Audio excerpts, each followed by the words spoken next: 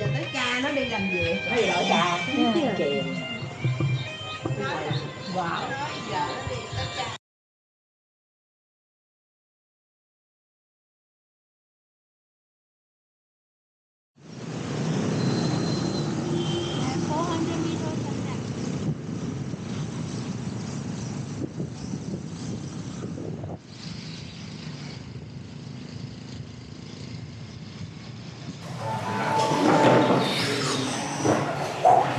Raining outside as it has been this whole trip, but this morning was so beautiful.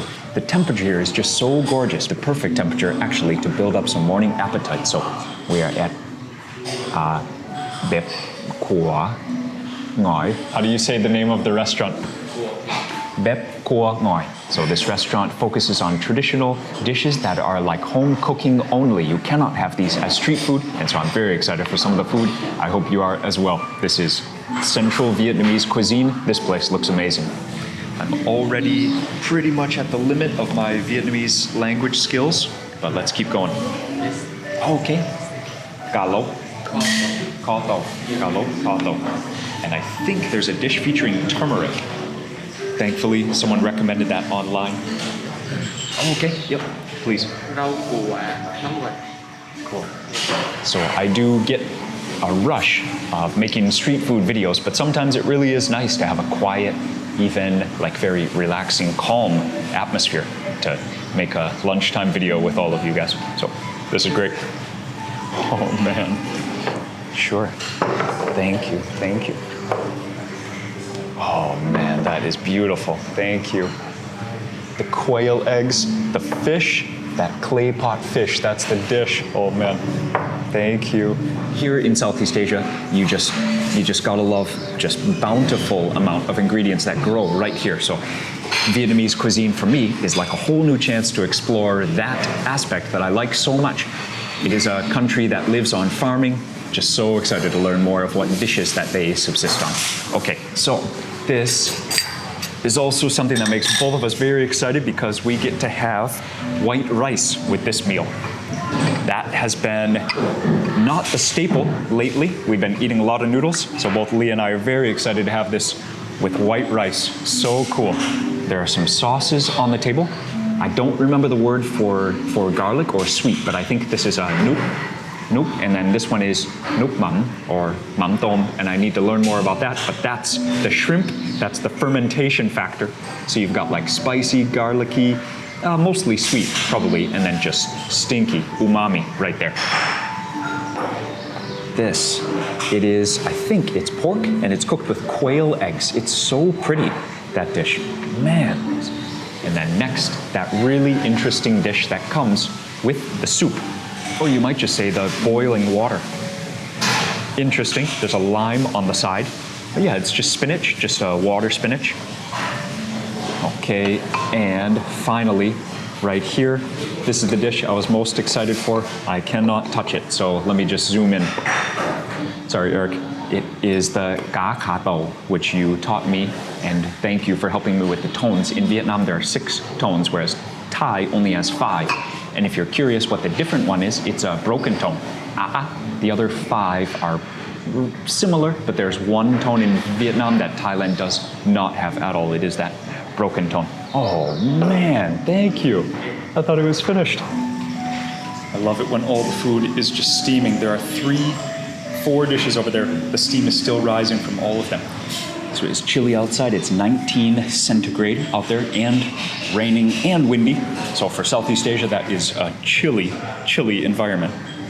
We are so happy to be here in this very warm restaurant, so full of delicious smells. Man. So the name of this place is Bếp Của Ngoại. It's not written anywhere. I think those were the right tones. Bếp Của Ngoại. So man, where are the chopsticks? I've got to try that fish. Just encrusted with black pepper. That is glorious. Look at that. Look how thick that sauce looks. Very nice. They had added the chilies. Thick bit of belly fat on the bottom, and then the ocean fish will usually have like nicely fatty skin, but then really firm meat. Leah's hungry. She's enjoying some food. I'm just hanging out with all of you right now.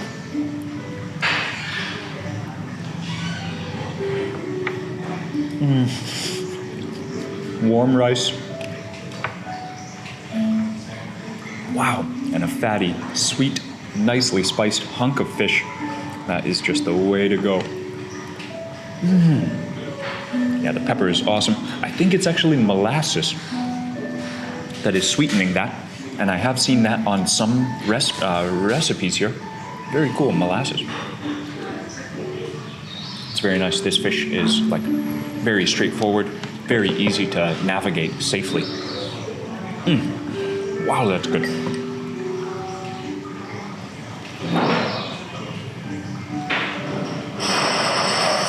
Yeah, that's it. 2 bones. Smooth sailing. That is a great dish. Wow. Okay, let me chase that with some of those steamed vegetables. I think that's winter melon, but it could also be cucumber right there. And then where's that dip? It looks... Oops. I said I'm going to just take a little bit and then I dropped the entire thing in there. The plastic chopsticks. It wasn't my fault. Steamed. It's so fresh. So many vegetables when they're made like this are just like... They're so sweet. They're so natural. Even bitter melon. Okay, okra is my favorite vegetable. I love it. But when it's steamed, it's even more slimy. So something nice and chewy like this bitter melon is a great combination. This dip here is mostly sweet. It's also salty, a little bit spicy. This is exactly the healthy type of stuff that I was looking forward to today. Carrot, and then next dish. A little bit tricky to get all the way over there, so let's just do it this way. I'm holding all of you, camera. You can just go for it like this. I love spinach and just having a whole soup, just so clean, just focusing on that spinach, and then it is also really salty from the shrimp, just the natural saltiness, the ocean, and just hearty, mushy, kind of peanutty mix of the spinach and that shrimp. That is just beautiful.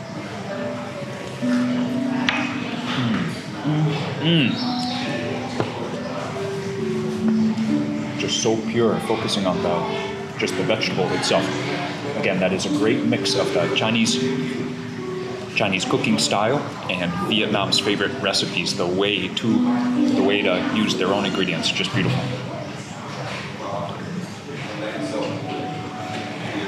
Okay, gotta try another one of the special dishes over here. That pork with the quail eggs. How cool and how pretty. And it's like moist on the outside from the sauce, from the marinade, but then it looks like the pork itself might even be like pork jerky. Oh man, it just looks so rich with flavor. I love the heavy use of black pepper in all these dishes so far. And the quail egg to go with it. So small, but not delicate. They are really rich, even more rich, I think, than chicken eggs. Oh, almost like a mini duck egg. Gotta chase that with rice. Such rich bites. Maybe you could even like mix that into the rice. Wow. Okay, Lee, that is so good. What did you think of that fish? Lee finished the fish already. What did you think of that fish? She says it was good. I think. Speechless. Look at this. Perfect. Oh, okay, so it's not... Well, it's water spinach is one name for morning glory. That is just morning glory, and let's try the soup that goes with it. You can almost eat those like noodles. Wow. It's as gentle as it looks, but it's just so warming. And I know Lee has taught me there are in traditional recipes, there are a lot of things that are just meant to like prepare your stomach. So actually, I might have done that out of order. We should have sipped that first, and that kind of like warms your body, warms your stomach, especially on a cold day. So I think I've done that one out of order. It is so comforting. I don't know if I could like drink a whole cup, but definitely like fill a small soup dish and just sip that to like, yeah, get your body ready for the meal. That is just so clean. It's great. Wow. Okay, there's one more dish to try. I'm just loving that fish. Of course, Da Nang, that is a draw, a big draw. You could come here just to eat. You could just eat seafood the whole trip. You know, on that same thought though, restaurants here, especially in the heavily touristed area, they know that people are coming from far and wide to Da Nang just to eat seafood. So maybe the prices are something you got to do some research to just know what the ballpark price is, kind of the basic price. So this this fish was the most expensive thing that we've ordered from this menu, and it was 59,000. So $2.60. So this is a really awesome restaurant to visit. Full on flavor, but also just a very normal budget to eat here. Just great.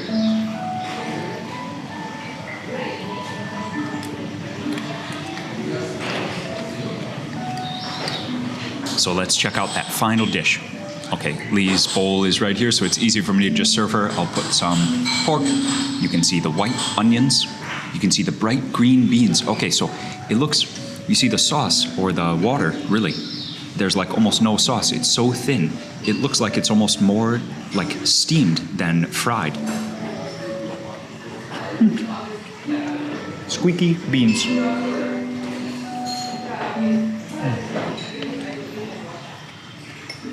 Wow, the onions are still like a little bit spicy.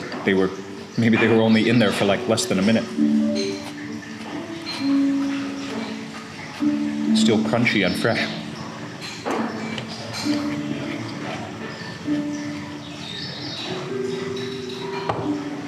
In terms of flavor, the pork and the fish, they're pretty much equal. They're just so rich.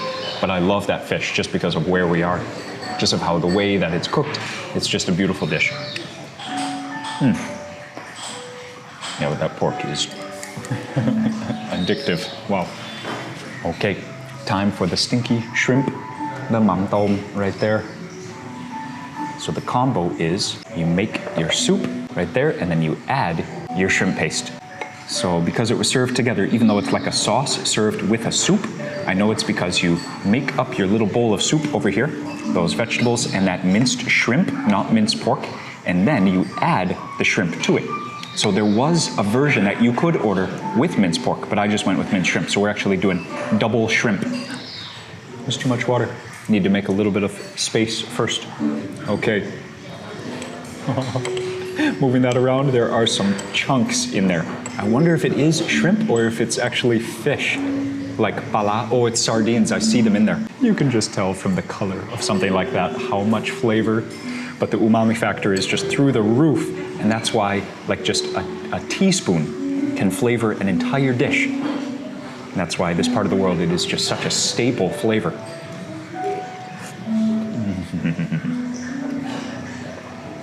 I was expecting it to be more salty, so I didn't add so much. Like anchovies on a pizza, or like, well, if you're from Asia, maybe the fermented tofu, the stinky tofu. Those are more pungent than this, but this is, it's still pretty intense. Like cheese in Europe, but here it's so warm. That kind of stuff just spoils too fast, so instead they go for the fermented meats, like fish, like shrimp, like crab. Oh, that is great, and I am getting full. Man, this place is huge portions. It is. I like this restaurant. Oh man, you guys, this meal is such a breath of fresh veg. Such a breath of fresh steamed vegetables. I love the fact that we can just have a feast of veg, steamed soups, fresh with stinky sauces, everything.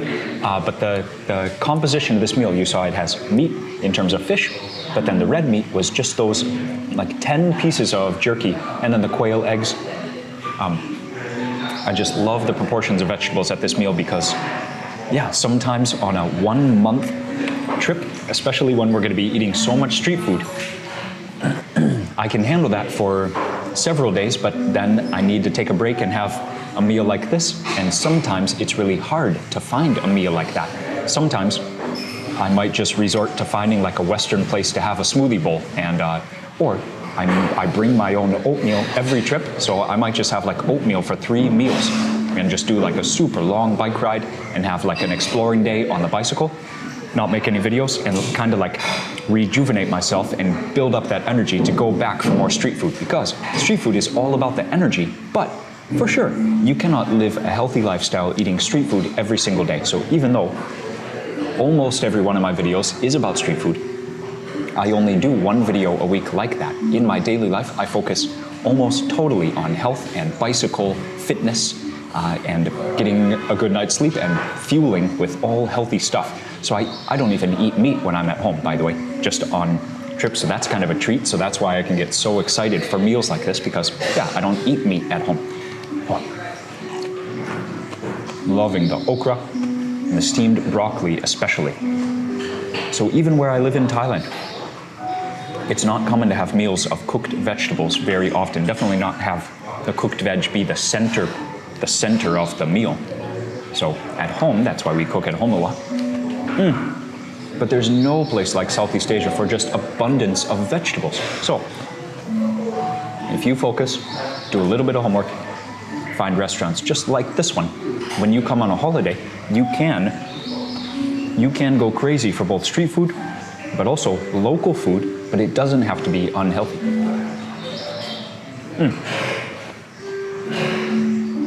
So I would like to say that this restaurant definitely fits what I was searching for. Total, traditional, authentic Vietnamese flavors from this region, but also very healthy. I could order these and not care actually the names, not even care where they come from, but it would just be a great, delicious, healthy meal. And that's so cool. So when I asked for the bill, which was a very surprisingly, wonderfully low amount on it, then she brought this. She said it is coconut and some red beans, just a very simple, very nicely presented dessert. Oh man, there must be some tapioca in there too. Look at that. Oh, I love desserts that are like this.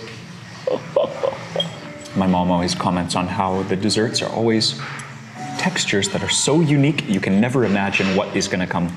So yeah, tapioca and red beans, and as you mix it together, it could even be, that's awesome, 1 more of those. Could even be like a 1-biter. No, I'm not gonna try to do that. Wow. It smells very gentle. You can smell the steamed beans. Cannot smell anything sweet, so I wonder how sweet it is.